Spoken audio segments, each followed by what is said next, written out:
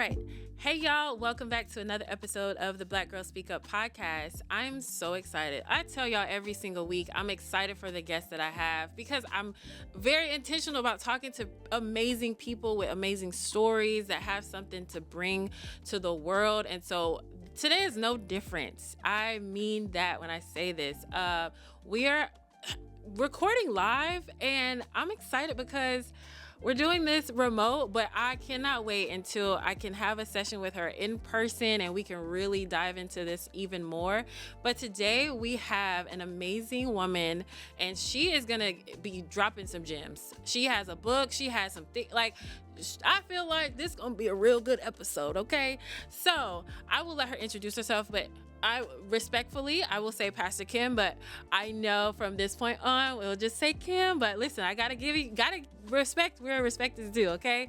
So we have Pastor Kim on the podcast today, and she's tuning in all the way from Colorado. So Pastor Kim, go ahead and tell us a little bit about yourself, and then we're gonna dive right into it. Hey, everybody. Thank you so much for having me, Jasmine. I'm so excited to be here. It's always a pleasure to engage in conversations that will help women, that will help others grow in their mental health and their ministry. I'm Pastor Kim.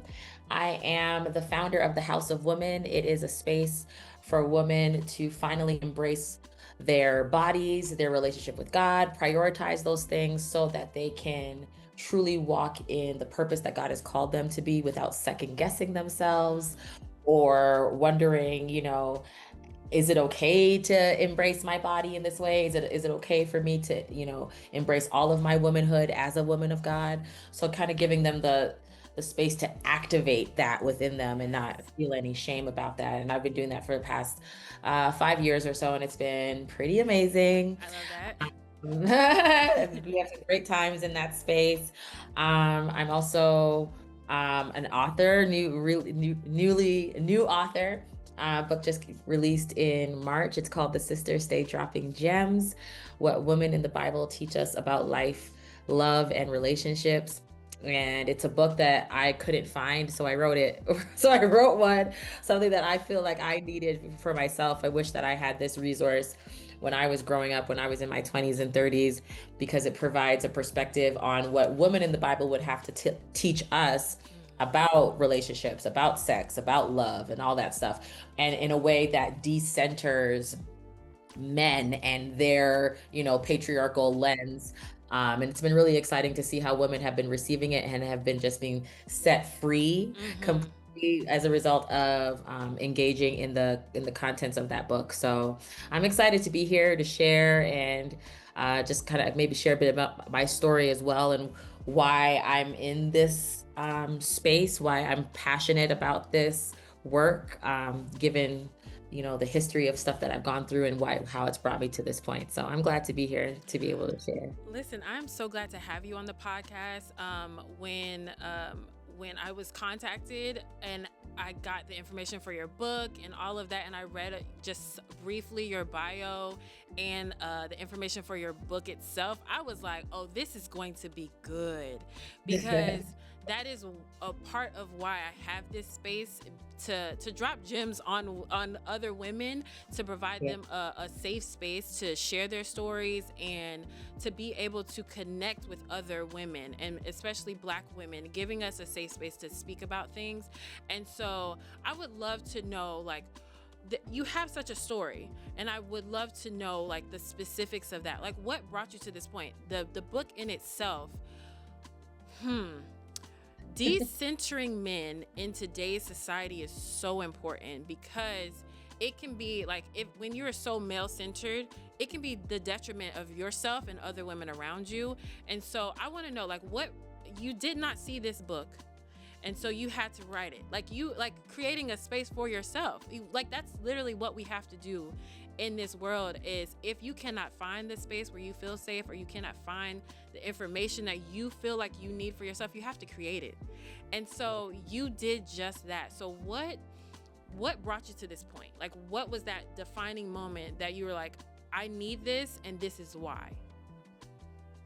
I think coming from born and raised in a Christian environment, in the church spaces, what I was exposed to was a lot of teachings around sex, women's bodies, all of that was centered around a lot of shame and fear and guilt. There was a lot of double standards that was taught, and it brought about a lot of shame for me personally. Like, I was, for example, being a curvy girl in a Caribbean church environment, there was a lot of stuff that was said and implicitly or explicitly that planted seeds of shame or worrying about how I would show up. I love the Lord.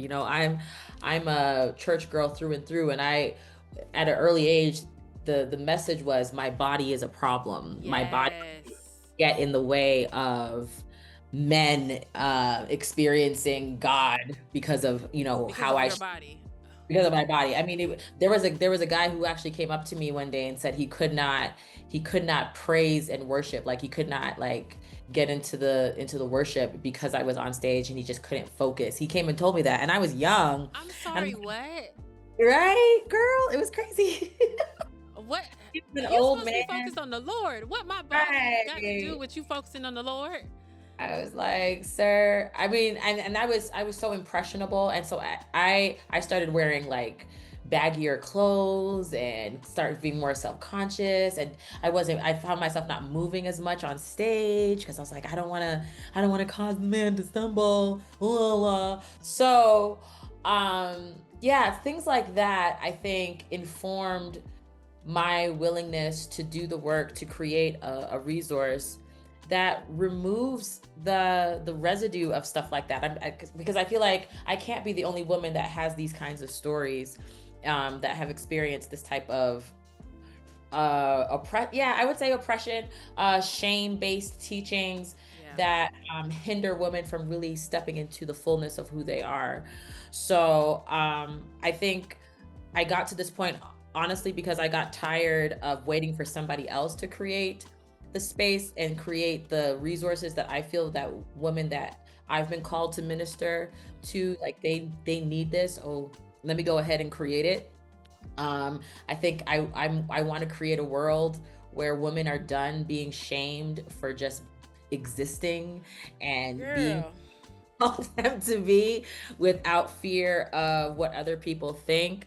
It's just, I think the teachings that a lot of women have been exposed to, that through guilt and shame and fear, it's high time to just kind of dismantle that. And so I count it a privilege and an honor to be able to add to that conversation and help set women free. I'm so grateful that you're taking that narrative that has been pushed upon us for centuries at this point. Like, you are supposed to be like seen and not heard. You're supposed to be meek, and you're supposed to be just over there, but also you're doing too much. Like, how can we be both at the same time if we're just simply trying to exist? And purity culture, I know you mentioned that in your oh my goodness, Mhm. it's so this book is such a gem, because it's such a necessary conversation. I remember being in high school. It's twofold. Like, yes, it kept me out of trouble. Like, I went school, work, church, home. That's all I did while I was in high school. So it definitely kept me out of doing a lot of crazy things. However, the messaging there to young girls, if they go straight from that and they end up getting married, they have no sense of who they truly are, and they haven't explored any part of themselves. And so they go from that messaging, like, you're supposed to like, yes, you wait, like, if you like, yes, okay, but also, do you even know yourself enough to have a marriage, get married to somebody, and know yourself outside of that person, outside of that marriage and that man that you want to be with? And I don't think that is really discussed when it comes to purity culture. You're just supposed to follow this. You're supposed to wait. They don't really talk about the man's perspective. It's all about the woman. You need to wait. You need to save yourself. And so the fact that you're speaking on that is so good. Because Yeah, thank you. because when at what points, especially if you're supposed to get married young, right? They want you, Yeah. because that's keeping yourself till marriage. That ideology means you're going to be getting married very young, or you're just going to just not really explore that side of yourself, correct? Right. And so the fact that you are a PK, you're a pastor's kid, you understand, you were raised in that, and so you know how difficult it is to be in that space and see the both sides, that it's not balanced, it's not equal at all. At all. No, it's not. Patriarchy, purity culture is not something to have a balanced view on. Because even when you said like, oh, it kept you out of trouble, but at what cost? Like, you know what I'm saying? Because people have said, oh, patriarchy has its positive points, but at what cost? And Correct. is it worth it? So yes, it maybe provided protection and economic stability for women at some point, but it also compromised and demolished, in many cases, their agency, their autonomy, sense of self-worth. Purity culture, yes, you may have kept your legs closed, but then when it's time to open them, Nothing. you know nothing, and you're terrified, and now you have vaginismus and you have to go to the doctor. You can't even he can't even penetrate because you're terrified. Like, is it worth it? Listen. You know what I'm saying? It's to me, we are seeing the effects of that type of teaching. The church's attempt to control women and their bodies through shame, through silence, through fear. We are seeing the repercussions of that. We are seeing women that are not able to speak up for themselves. They are not able, they have confused submission with swallowing themselves. And like, there's just a lot that has happened as a result of these kind of like toxic teachings. We are seeing an unlearning, a slow like unlearning of it. And I haven't heard lately, but I know it's still being taught, but I think it's slowly dying away. But even with that, there's still residue. There's still stuff that sticks to you. Shame is sticky. And so there has to be a lot of unlearning from those teachings so that women can finally feel empowered to be a woman and not be ashamed of all that comes with that, and being able to manage their sexuality, manage their bodies, manage their femininity in healthy ways. So, I mean, I grew up in that same cycle: church, school, home, did all the right things. But what they don't tell you is that your faith journey should not be rooted in restriction. Correct. It should be rooted in revelation. It should be rooted in relationship. Correct. So when your relationship with God is rooted in restriction and don't do this and don't do that, it creates anxiety, it creates stress, depression for many people. Like, it's really damaging. And so yeah, there needs to be more teachings on helping women, especially young girls, experience wholeness without a man in the picture. Correct. There's a lot of teachings that give this idea that, like you said, you don't know anything about your body because the man is supposed to reveal it to you. Again, centering the male expression. And most of them don't know what they're doing either. They don't know how. What are we doing? Putting your entire sexuality in the hands of a man that barely knows what he's doing himself, or how to. They generally only know how to please themselves. They are male centered as well, and so therefore they don't know how to listen. And when your identity is wrapped up in, I waited for this man, I waited, and then you don't match the expectation, all of that, your whole identity is built around this idea of I waited for this guy. When things don't happen the way that it's supposed to, you feel like a failure. Yes. you feel like it's a struggle. It doesn't make, you're confused. There are a lot of implications of these types of teachings, and there just needs to be more voices dismantling the toxicity and the problems. I think, and again, to your point, I think there might have been elements of meaning well, but impact, or does not negate, or intent does not negate impact. Correct. Absolutely. So that's why it's so necessary, I think, that we have to create more spaces to speak boldly, because I truly believe the gospel sets women free.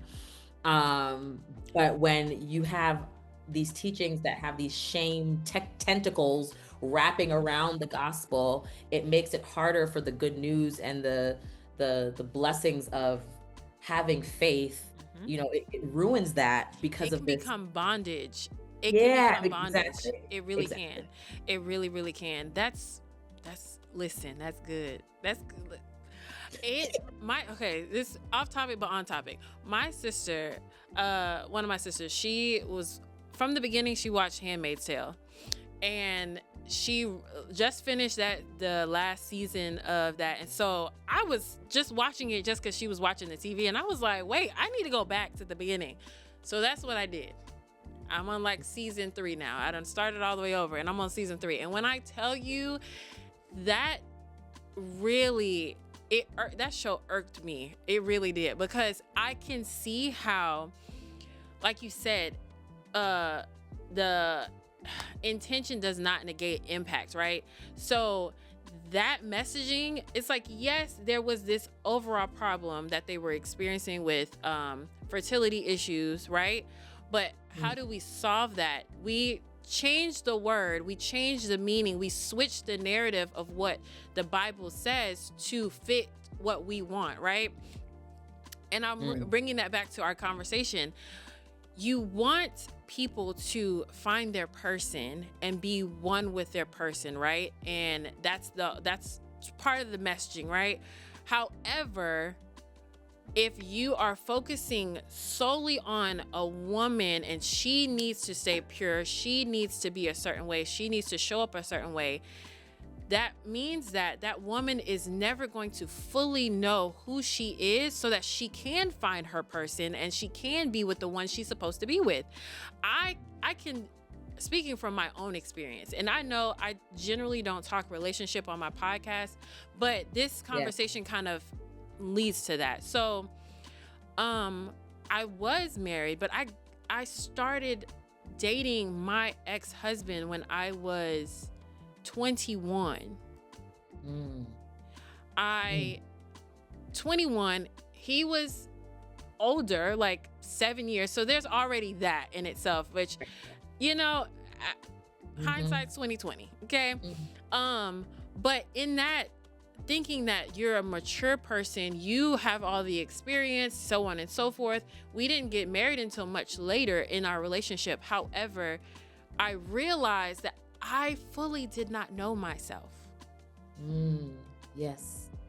And so you settle in a sense of like being with somebody that you think has your best intention, has they're the one for you. And so I lacked experience in certain areas, right?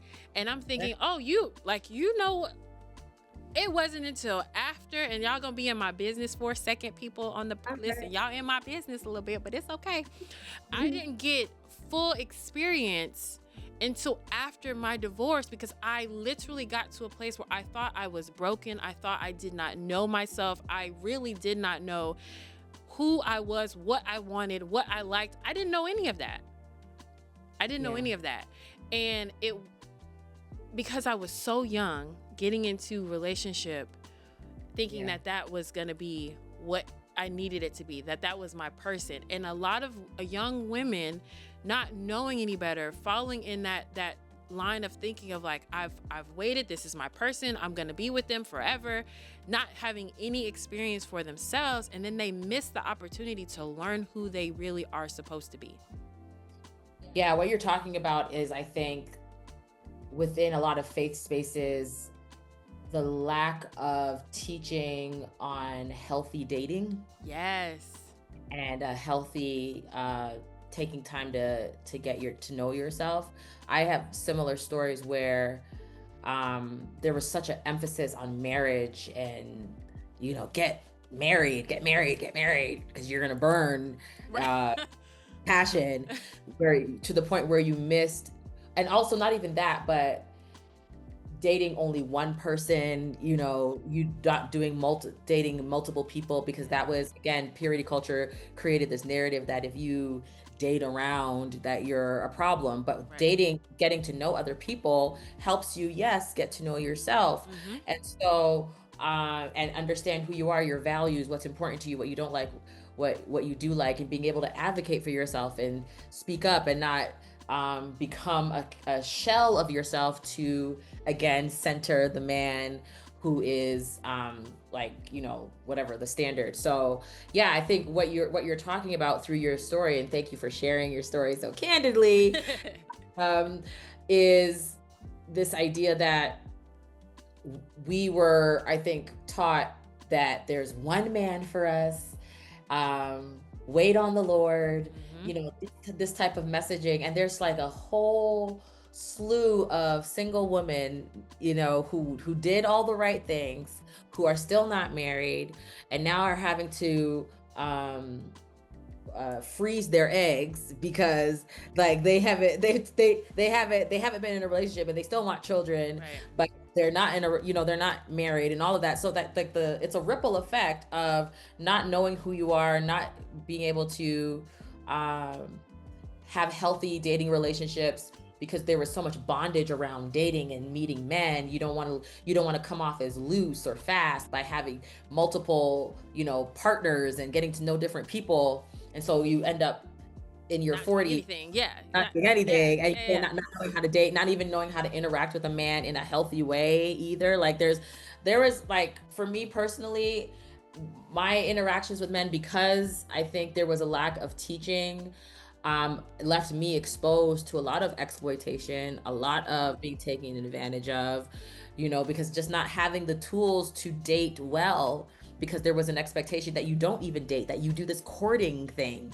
and that all of that. So I think, yeah, it plays into, and then, like you said, with the Bible, using the Bible to justify this adds even more complexity, because if you're a woman of God and you want to serve the Lord, and the people in the church are telling you that this is the way to date well as a woman of God, that creates even more complexity as well. So I think the shame around dating and men and sex has robbed us of a wisdom, and robbed us of being able to know who we are, and giving us permission to dig deep into who Kimberly is, who Jasmine is, without feeling like there's shame around there. Like, even like this idea of not knowing one's body before marriage and going into the marriage without, like, knowing yourself, because that's would be considered problematic, because you need the man there to figure out all those things like that. God does not pride himself in creating women that are ignorant. You need to know who you are. You need to know who you are when it comes to your femininity, your sexuality, what you like, what you don't like. That is part of a healthy woman who knows, able to know who she is. It doesn't mean you don't go into a relationship like, I don't know, like, that's not cool. So It's not cool, and it also, it leaves you're leaving so much up to a man to tell you what you like. That makes no sense. Like, that makes absolutely no sense.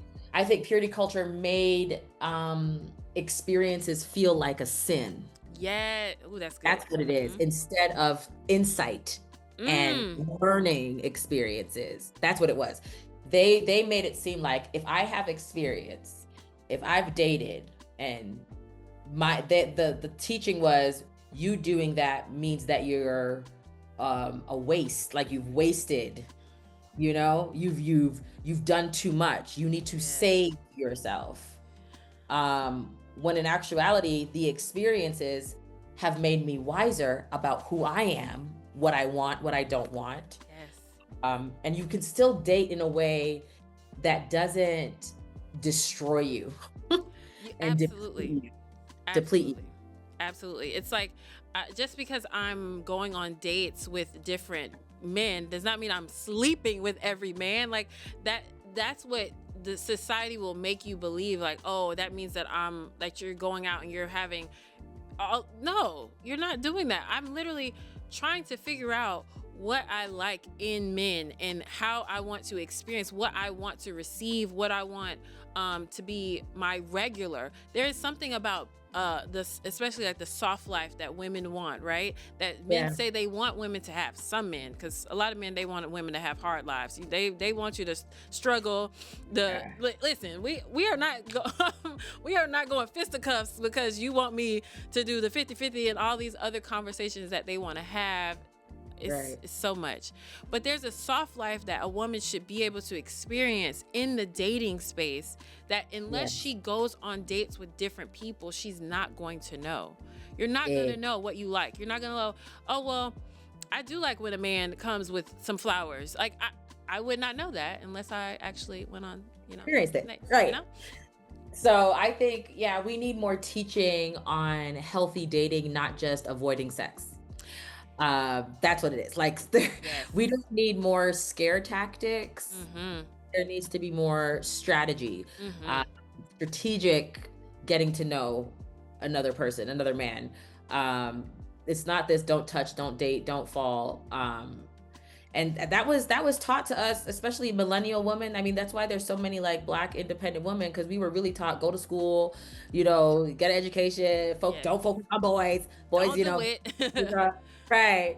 But I think dating multiple people is not about being fast or loose. It's about clarity. It's about getting clear on what you need. And if done right, I think dating can actually lead to discernment. But if you're constantly being made to feel dirty or problematic because you want to explore and you want to get to know yourself through getting to know other guys, I think there needs to be more teaching young women how to discern character, how to navigate power dynamics, how to speak up for yourself and speak up for your desires and what you want, how to honor your boundaries, and even honor your curiosity in a way that does not compromise your relationship with God. What does that look like? All of that is necessary it comes back again to embracing the wholeness of what a woman is. So being able to manage the horniness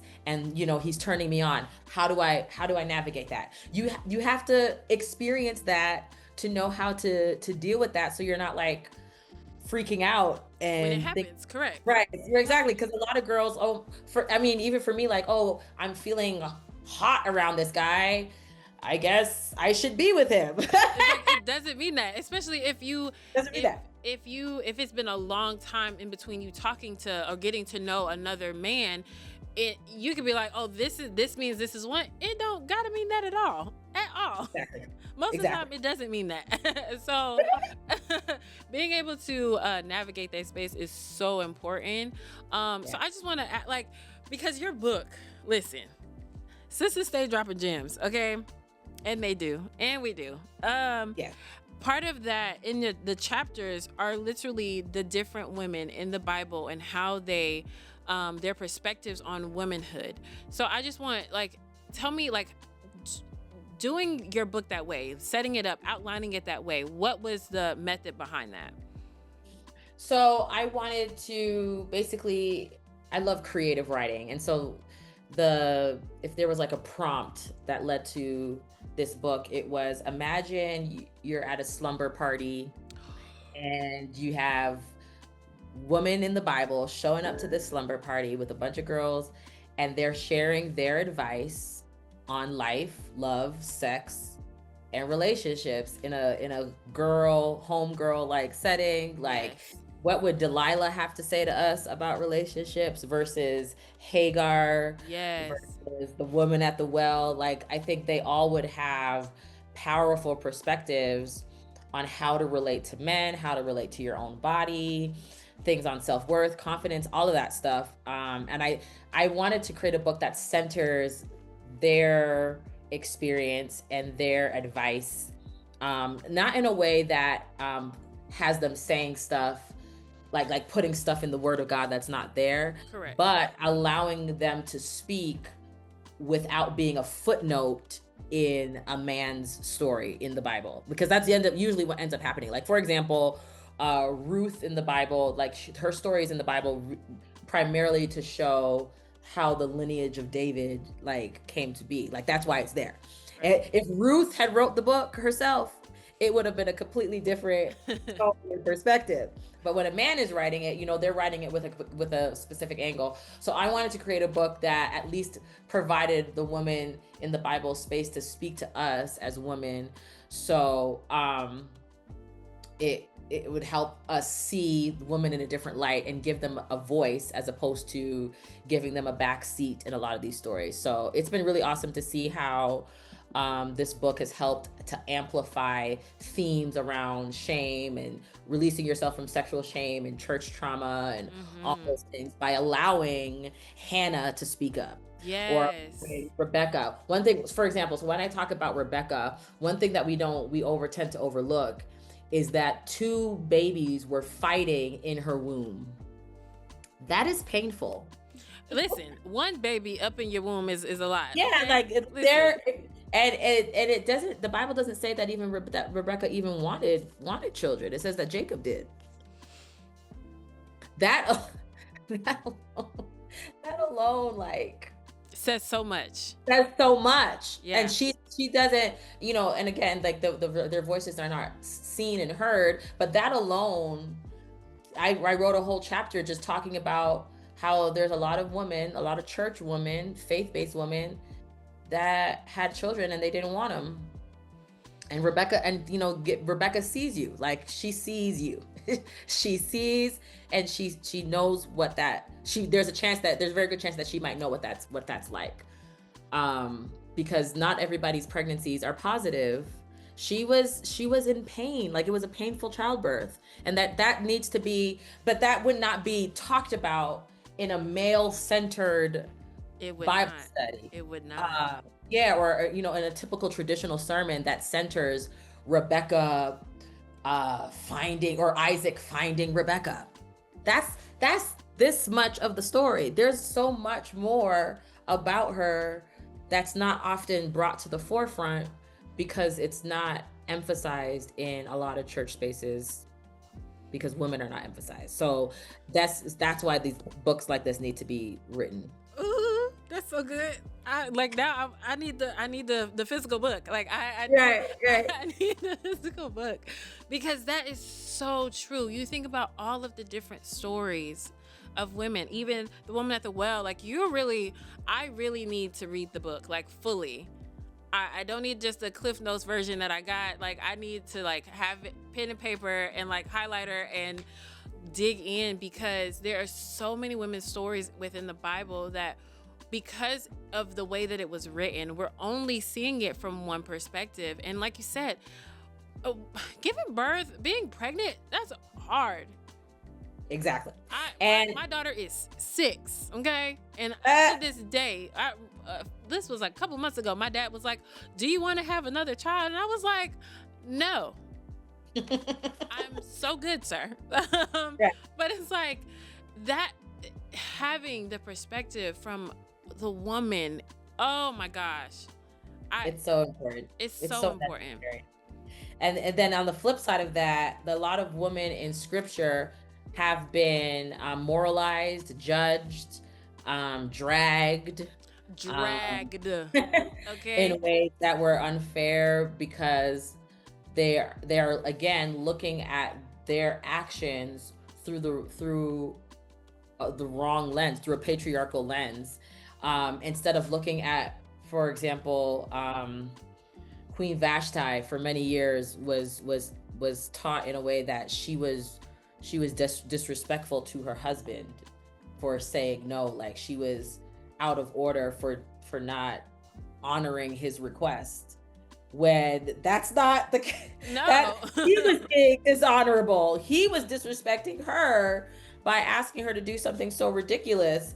And so what she teaches us, if you teach it from her perspective, she's reminding us that you don't owe a man anything, especially your body, and that you are allowed to say no. Like that, she's reminding us that your no actually matters, even in marriage. That's what she's teaching us. She's teaching us that it's okay to know when to walk away. Like it's you have that, you have the power to walk away from situations that don't honor the blessing and the goodness and the awesomeness of a woman that you are. And that's those are the things she teaches us. I talk about it in the book, that you're still a queen without a king.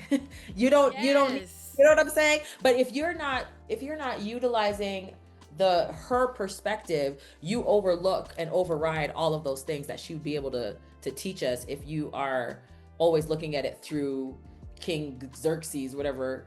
Is that his name? I think that was his name. Is it Hazarius?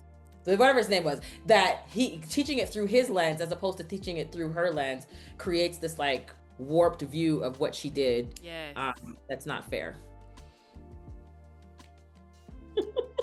My God, today. Listen, Kim, yeah. I just gotta call you Kim now, because Kim. Right. It's the Kim season, right? Yes. Listen, that is such a powerful way to really allow women to reimagine themselves, because we hold so many titles. We walk around with so many like functions, like physical functions, daily functions that we have to complete, or tasks that we have to just get done. But to be able to sit with yourself and say, one, my no means no. To know that you are a queen outside of having a man in your life. Like you alone are enough. And that's really like, you alone are enough. Because growing up, there's just so many things that says you have to be with, you have to, like your whole function is, part of your function is to have kids. And that's like your greatest joy. And it's like, really not everybody has kids. Not everybody has kids. Not everybody needs to have kids. First of all, there are some people that have them and you probably shouldn't have, but it's like to be able to reimagine it in this book. Y'all gonna need to get the book. Absolutely. Yeah, for sure. Sisters stay dropping gems. What Women in the Bible teaches about life, love, and relationships. It's available on my website. It's on Amazon. But if you're boycotting Amazon, which I would, I don't mind, you go get it at the website, because then I get like all the royalties for it. Go to the website. That's listen. Yeah.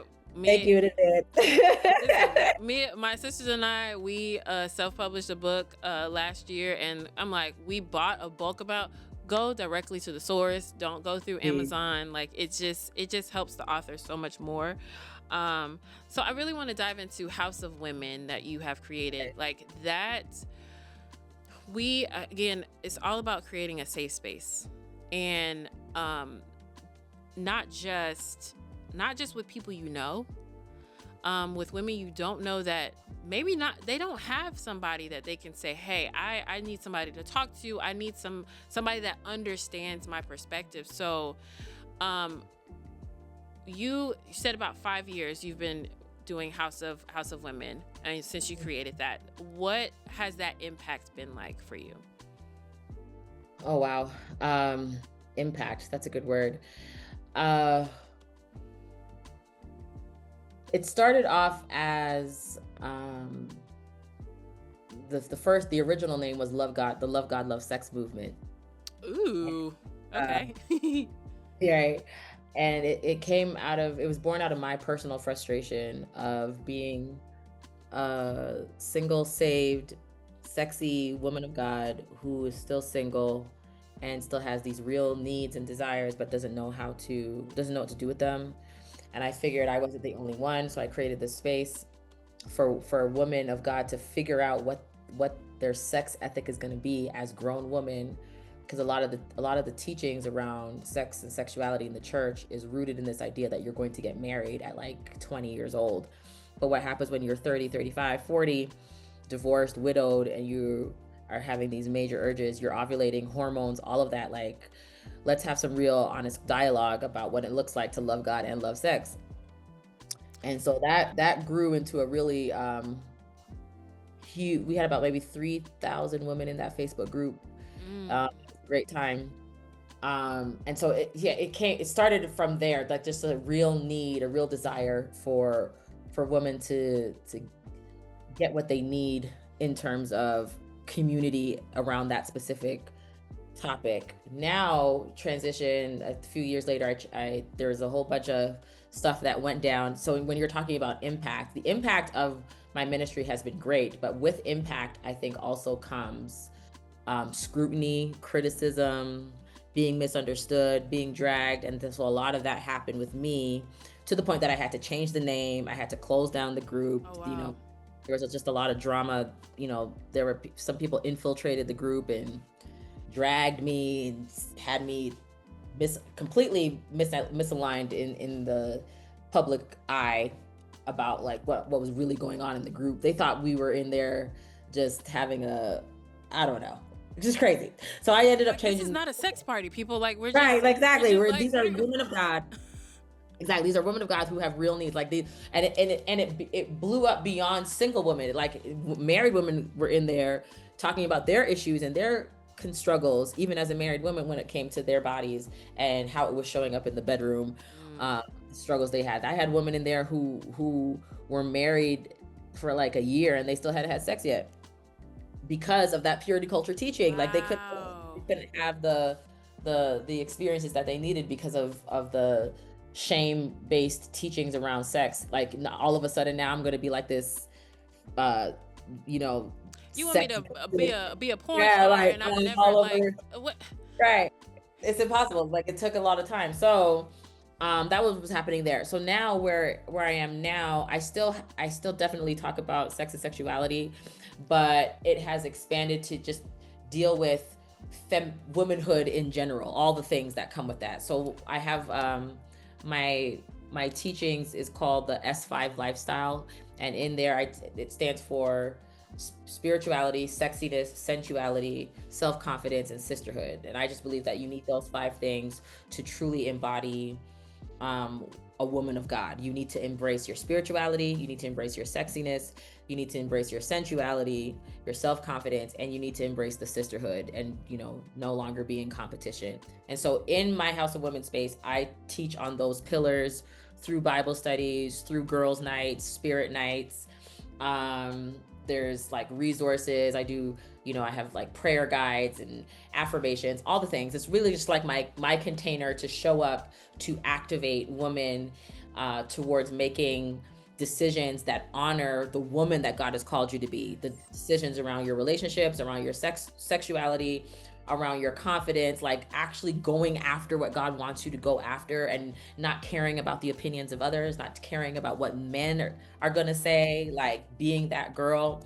And it's just been a blessing to see how women are really owning the freedom that God has given them to be a woman without caring about what society says, the church says, parents, and just kind of releasing all of the weight of people pleasing and church rules, politics, all of that, and wearing the bodycon dress if you want to, or dating the guy that you want to date and enjoying the journey and the experience of learning about yourself and learning about him, and just kind of just giving the woman the freedom to do that. So that's what the House of Women is. I'm loving what's growing, what's becoming, and I'm loving how women are stepping more fully into themselves and embracing all aspects of the blessing of being a woman without shame. Because I think so many church girls feel like their femininity, their womanhood, their sexiness has to be controlled or minimized or taken down a couple notches in order to be saved, in order to be holy, in order to be modest, and we're dismantling that in the name of Jesus. Like you can be you can be saved and you can be sexy. I'm wanting to just create a space where women can just fully be themselves, saved, sexy, healing, curious, whatever. And ultimately, I think one of the things I value is being a pastor and not telling women what to do. They need to have a spiritual covering or spiritual authority that's not robbing them of their autonomy and their agency within their own relationship with God, but rather I give them permission to cultivate their discernment, trusting their gut, trusting the Spirit of God leading them, not second guessing, like, God, is this okay? Pastor Kim, what should I do? Should I not? Should I not? And instead empowering them to make decisions because the Spirit is leading you and guiding you, and trusting that God is going to give you direction, especially when it comes to sex, especially when it comes to, all those gray areas. The Spirit will give you guidance. You don't have to keep looking to man to provide you with all the answers. God has given you the answers, and I think that's so important for women, because women are socialized to not trust themselves. That just needs to not happen anymore. So through Bible studies, through community, through accountability, I'm empowering women to stop second guess themselves and truly begin to love their body, love God, love others, in a way that allows them to be who God has called them to be. I absolutely love it. I need to join the group. If you got a new Facebook group, I'm about to join today. Okay. Yeah. I will be in there. Because I think that the conversations that you're having are so important. The pillars that you stand on are so important. And again, you're creating such a community and a safe space for women to really grow within themselves. Like you said, the discernment, you should be able to discern for yourself some things. God has given you that ability, and you need to own that and live in that and walk in that on a daily basis. So I cannot wait for you to come in. We have to do a part 2. We have to do a part 2. I am so grateful for the conversation that we have had today. This has been so good. I feel like we could go on for about an hour plus more. Right. So that's why we gotta do a part 2, and hopefully it'll be in person. Once again, I would like for you to just drop your information, tell people where they can find you, and yeah. I am on all the major social media outlets. So you could, Kimberly Bulgin is on Instagram, TikTok, Facebook. I have a YouTube page as well. I'm on my road to 1,000 subscribers. So I would appreciate women subscribing to that. We have House of Women Live, and that's where I do my Bible studies on Wednesday nights. And so if they want to get a taste of my teachings and how I approach scripture, for women of faith, that would be a great place to start. So I would love for people to subscribe to that. And then you can find my book on my website at kimberlybulgin.com. And maybe I'll throw in a discount code for your listeners. They can put in the notes that they can use, so that they can grab that book and be set free and be liberated in Jesus' name. And recognize that you're already enough, you're already worthy, you're already all the things, you're already chosen, all of that. You don't need to perform and do the most. You could just show up and be, and God loves you as you are. So thank you. I'm so glad I came. Thank you so much. Listen, that has been another episode of the Black Girl Speak Up podcast. This was great, and I will check you guys in the next episode. Until then, bye.